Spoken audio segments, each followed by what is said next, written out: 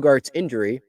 And the latest update that we have for that comes from Mike Shildt via Kevin AC. And it seems like it's the best update that it can be. Obviously, I assume everybody knows this. Game one of the doubleheader, Xander had to come out in a 4-0 game at the time, makes a dive, reminds us of the Trevor Story injury, and he's out for the season, by the way. It doesn't seem like that's what's going to happen here with Bogey, which is good, but we just don't know how long he's going to be out for. He immediately was in pain, couldn't even get the ball in, was trying to call for time, had to flip it to Kim. And Mark Rigaud, the head trainer, had to come out there, and Bogaerts couldn't make it another play, had to go right off the field. But, the Padres, they still came and won this game, so that's definitely a positive. The initial imaging done on Bogaerts' shoulder was negative, which is a good thing. If anyone, you hear the word, it's weird, right? You hear the word negative, but it's actually a positive because of the imaging. Padres, as of Monday night, calling the injury mild shoulder inflammation. Bogaerts is expected to receive further treatment Monday and be examined again on Tuesday.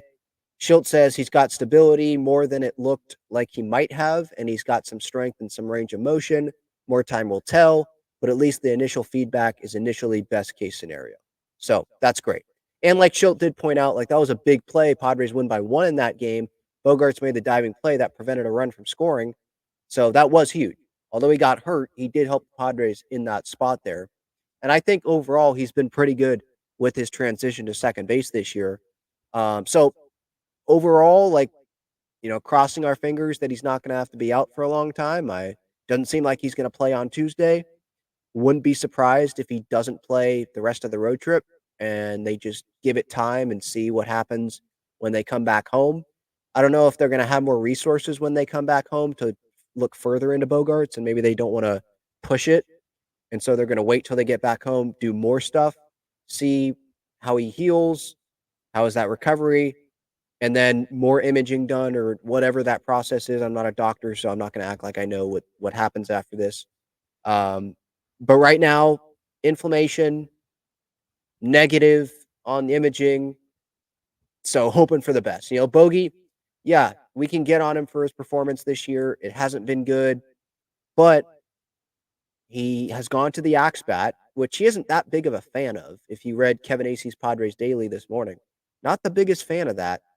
He doesn't feel like he can go to the opposite field that great.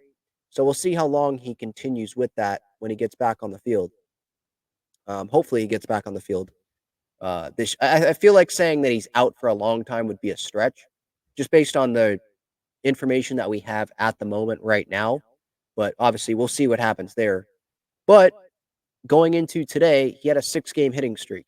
So he was, it seemed, at least results wise, starting to turn it around. And for him mentally, when he was doing a little bit better at a time earlier this year, he still didn't feel like he was locked in and his swing felt good. He was saying to the media that he was feeling good.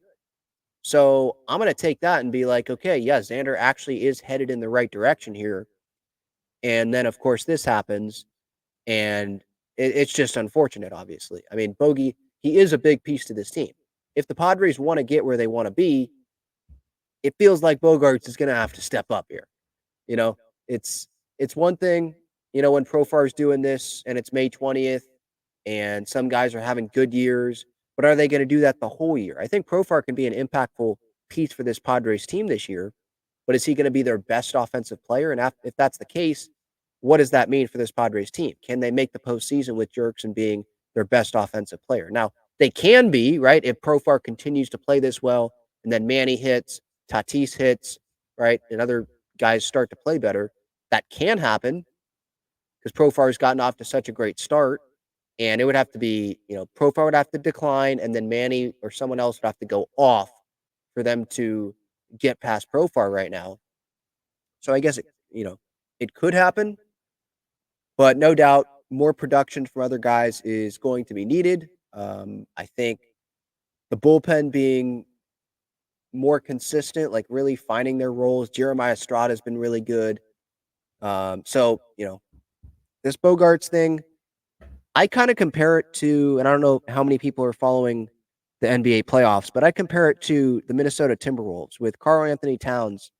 And he kind of had that label before this postseason of like being on a losing team. Like he's not a winner. I did see that thrown around, but he has performed a little bit in this postseason run for the Timberwolves. Obviously, having Anthony Edwards helps. Having Rudy Gobert helps. Having Conley helps, right? They've got good McDaniels. They've got good pieces around him. But the Timberwolves, like as a franchise, he was like long-term guy, faces of the franchise.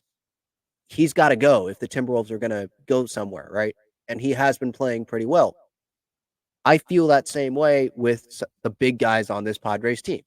Xander Bogaerts. I know we don't view him as the face of the Padres franchise, right? That's going to go to someone like Fernando, Manny as the captain of the team. There's guys that you look at other than Bogaerts. Bogaerts is still relatively new here. I know it's his second year. It's not his sixth year, right?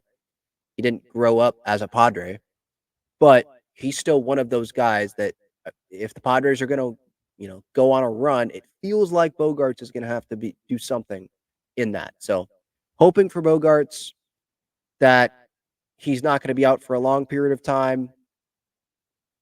Maybe I say this too much, but it's obvious to me that he cares and he wants to do better than he's been doing this season. He's working at it, doing whatever changes he needs to do, switching to the axe handle. And it seemed like he was starting to turn the corner there, not just stats wise, but what he was telling the media as well, because he's honest to the media about, and he's accountable about like how he feels like he is doing, even if the stats will say otherwise, he'll tell you how he feels. And it seemed like he was turning that corner. So, man, hopefully he's not going to be out for a long period of time.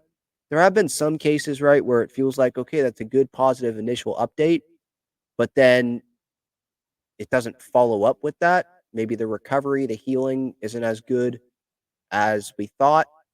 You know, Sometimes you feel okay right after something happens, but then you wake up the next day or you wake up a couple days after that and you can definitely feel it. So we'll see how long Xander's out, but hoping for the best for him, no doubt about that.